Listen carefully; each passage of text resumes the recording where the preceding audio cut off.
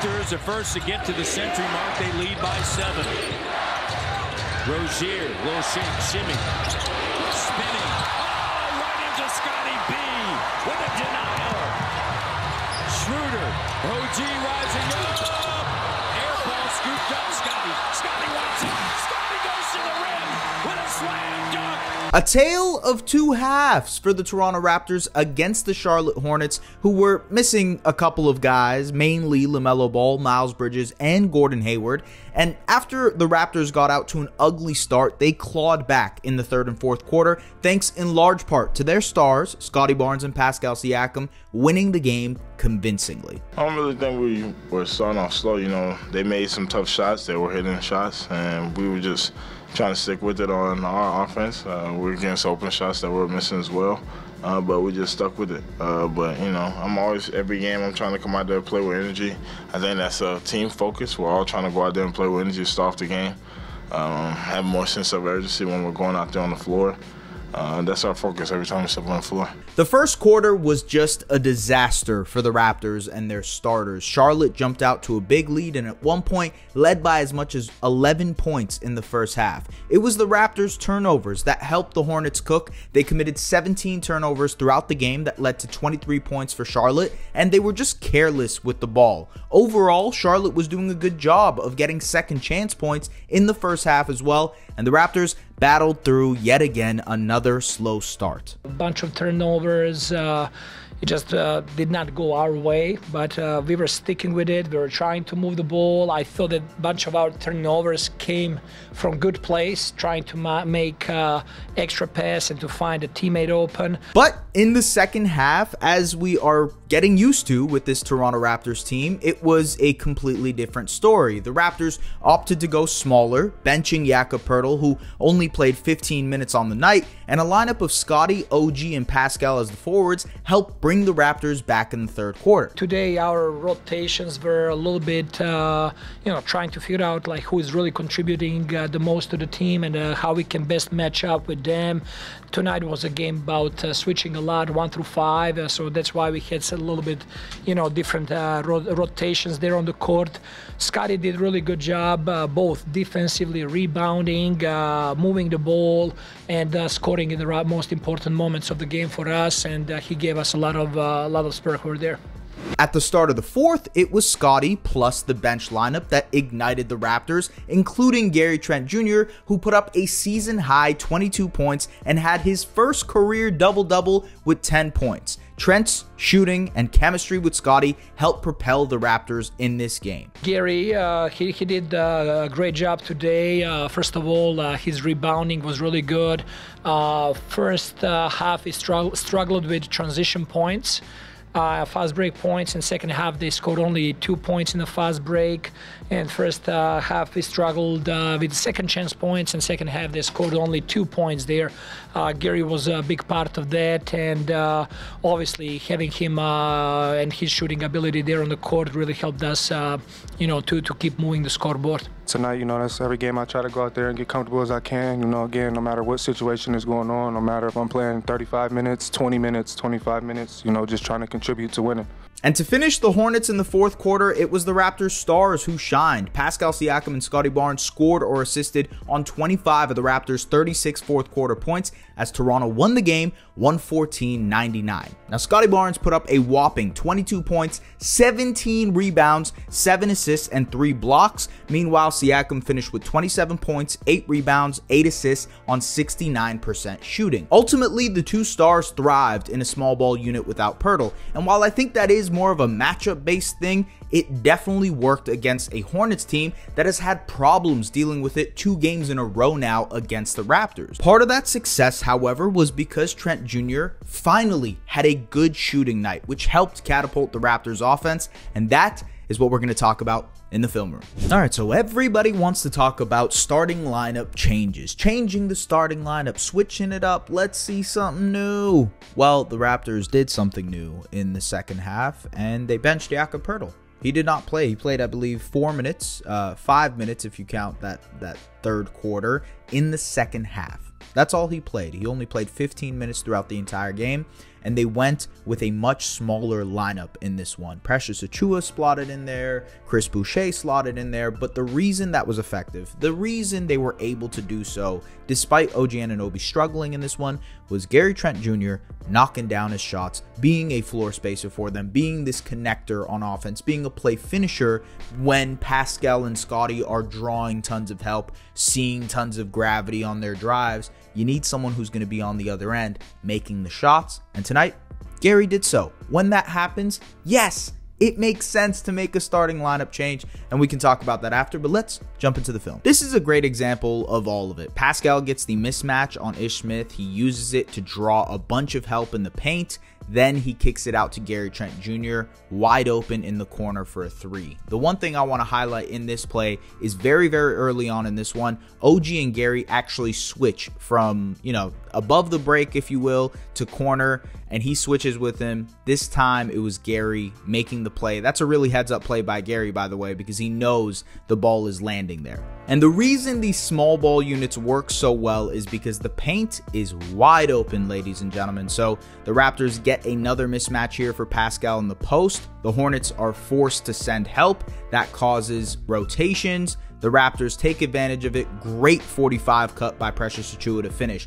That 45 cut is not successful without them worrying about Gary Trent Jr. in the corner, because that way Brandon Miller can dig down. He's there for the help, and maybe that layup doesn't happen. But because, Gary is in that corner, you have to respect his three-point shot. Miller has to stay home, and so Precious just cuts through for the layup. Very similar play in this possession. Once again, 5-out offense, and the Raptors are going to get a switch here for Pascal Siakam in the high post area. Then the Hornets are forced to send help.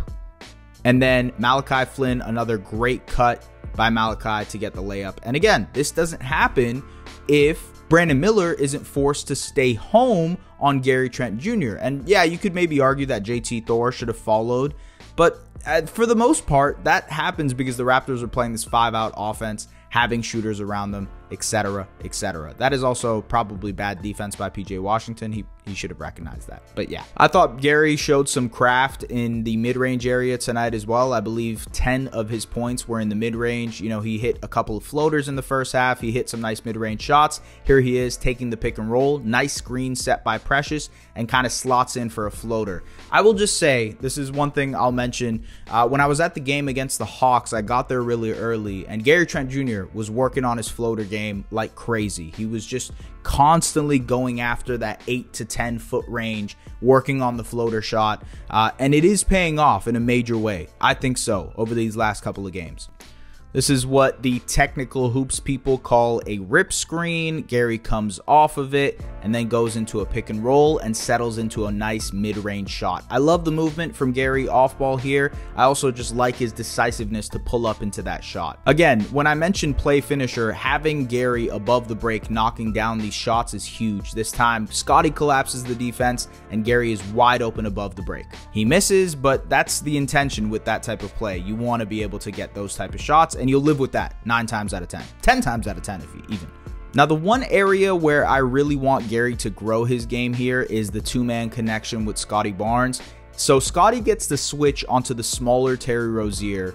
Gary has Ish Smith on him. They run a screen and roll, side screen and roll, and Scottie slips this screen, right?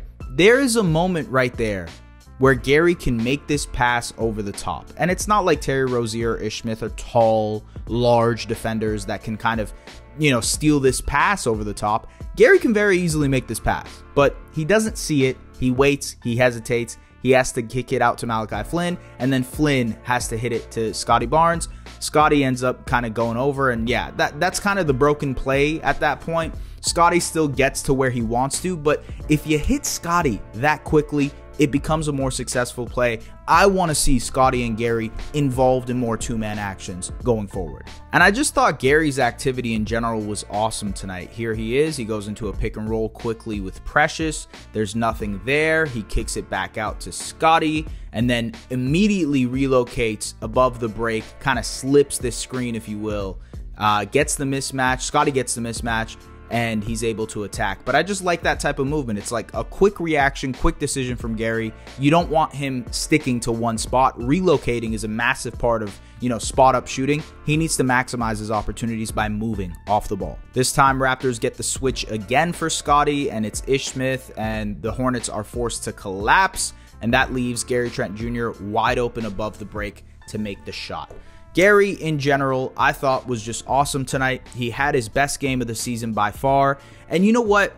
I've said this before, and it still is true, but Gary, when his shot is going, when his shot is rolling, is so much more important to this team. It's hard for him to find out and carve out a way to be effective without his shot falling. There's really very little on the court that he can do outside of that. And that, I'm not trying to be mean or anything, but at the end of the day, he's a shot finisher. He's a play finisher. He's a shooter. And when your shots aren't falling for a player like that, it becomes much more difficult to kind of reconcile playing him more often. Ultimately, he was very successful tonight. He had his best game of the season. He was really good at hitting his shots, and that's what Gary's going to get paid to do in the NBA, right? Like that's his job at the end of the day, to make these type of shots and make the defense essentially pay for sagging and helping off to kind of try to force Scottie into tough shots, try to force Pascal into tough shots, and that helped in the fourth quarter because they weren't helping as much. The Hornets were trying to let Scottie and Pascal go one-on-one because they knew Gary was there to hit those shots. So I think he is such a massive equation for the Raptors this season because of how desperate they are for shot making and play finishing around Pascal and Scottie. He changed the equation for them. And I think the bench unit was significantly better tonight with Scottie. That Scottie-led bench unit has struggled so far this year. It was significantly better tonight. Precious Achiuwa was a big part of that. He was awesome. But it was because Gary was hitting his shots. So sometimes, ladies and gentlemen, Dwayne Casey has a famous quote, and shout out to Dwayne Casey. Dara made me want to shout out Dwayne Casey tonight. He was in the audience to watch this Raptors Hornets game, but Dwayne Casey had a quote. I believe it was against the Cavs, where he was like, "Hey, it's a make or miss league," right? And that was something it rang true so much for the We the North era of the Toronto Raptors. And it sort of applies in most scenarios. It's like, hey, sometimes some guys just miss shots, some guys just make shots. And for the most part, the Raptors were able to capitalize off of the opportunities that Scottie and Pascal created tonight. Great gravity. No one on the Hornets were able to guard them. And Gary Trent Jr. made them pay. So that was the game, ladies and gentlemen. Scottie and Pascal were excellent. I could have done another film room here on the defense that Scottie Barnes played tonight and why that was a big factor for those small ball units. And just to kind of mention something, I know people are going to take this game and sort of make it be like, well, you can't play Jakob Poeltl anymore. But well, wait now. Look at the Hornets team that they're facing. Hornets probably are not a great matchup for Jakob. They were playing PJ Washington a lot at the 5. PJ is spacing the floor, drawing Jakob out more often. Not a great matchup for him, right? But a better matchup for Precious Achiuwa, a better matchup for Chris Boucher. You can go smaller. You can even put Scottie at the 5, which they did, and it was successful. So it's matchup dependent. I like to cite the Indiana Pacers game or the Dallas Mavericks game as two different games that probably weren't the best Jakob Poeltl matchups, but the Raptors went to their small ball units more often in those games, and they were wildly successful. But can you do that against the Minnesota Timberwolves with Rudy Gobert and Karl-Anthony Towns? You can't do that against that team. Can you do that against Joel Embiid and the Philadelphia 76ers? Absolutely not. So it's matchup dependent, ladies and gentlemen. Jakob will have his very, very important moments in games. He will have his crucial moments against certain matchups. And tonight, it just wasn't his matchup. So that's it. Thank you very much for tapping into this recap, I guess. If you were interested to do and listen to me talk about basketball in general, tap in to the Objective Basketball Podcast. We had Sean Hyken come to talk about the Portland Trailblazers. It was an awesome podcast. Later on this week, we have Caitlin Cooper to talk about the Indiana Pacers. So we're getting some big guns, ladies and gentlemen. Tap in. Thank you very much, and we will see you later.